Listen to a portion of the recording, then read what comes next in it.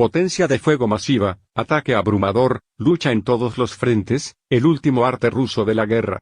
Antes de abrir fuego, el método de Rusia era debilitar la cohesión del enemigo dividiéndolo política e internamente, lo que les dificultaba unir fuerzas para responder cuando Rusia realmente entraba en la guerra. Rusia no puede derrotar a la OTAN en una guerra convencional total directamente porque la OTAN posee un número superior de armas y, en términos de tecnología, Moscú no se puede comparar. Sin embargo, Rusia tiene una forma de combinar ataques, en todos los frentes. Si se produce un conflicto armado en Europa, Moscú combinará la disuasión nuclear con ciberataques, desplegados de manera rápida y furiosa, y listos para destruir la infraestructura civil crítica. El objetivo es hacer que el oponente vea rápidamente que no puede seguir luchando. Antes de abrir fuego, el método de Rusia era debilitar la cohesión del enemigo dividiéndolo política e internamente, lo que les dificultaba unir fuerzas para responder cuando Rusia realmente entraba en la guerra. Incluso si el resultado es un empate, Rusia aún lo considera una victoria porque la OTAN, que Rusia considera la mayor amenaza, se verá perturbada y desestabilizada políticamente por el daño económico causado por la guerra.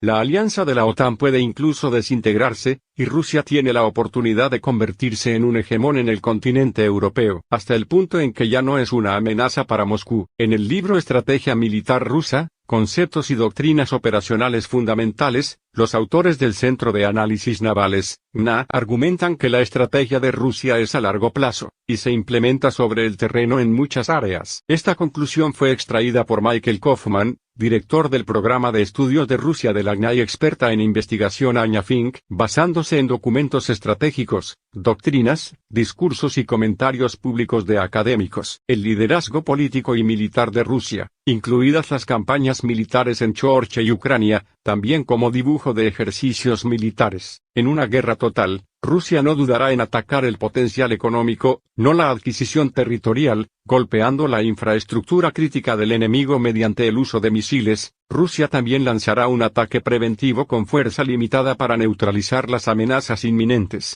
Ataques cibernéticos y fuerzas militares, especialmente. La doctrina de las Fuerzas Armadas rusas consiste en unificar estructuras defensivas y ofensivas sin distinciones claras. Rusia ve los campos de batalla del futuro como campos de batalla fragmentados, no consecutivos sino fijos. Aquí, los medios de guerra electrónica combinados con fuego convencional derrotarán todos los esfuerzos militares del oponente. Las fuerzas terrestres de Rusia se moverán rápidamente para debilitar el poder del enemigo y preservar sus propias fuerzas. Rusia se acercará al oponente hasta que pueda construir una posición defensiva más fuerte y luego contraatacar. Usando la potencia de fuego de los misiles de crucero y los vehículos aéreos no tripulados, Rusia atacará los centros económicos clave y el potencial económico del enemigo, en lugar de apoderarse del territorio. Rusia considera que las primeras semanas de la guerra son muy importantes, destinadas a evitar que el enemigo obtenga un resultado decisivo y cause un alto grado de desgaste. Con pérdidas económicas y escaramuzas inconclusas, Rusia espera que sus oponentes retrocedan, y luego busquen poner fin a la guerra en términos aceptables. Los autores concluyen que la doctrina rusa acepta a Rusia como la parte más débil en el conflicto con la OTAN, con menos tropas y tecnología generalmente inferior en términos de aplicaciones. Sin embargo, Rusia todavía está cerrando activamente la brecha en algunas áreas. La doctrina de guerra de Moscú favorece un enfoque asimétrico.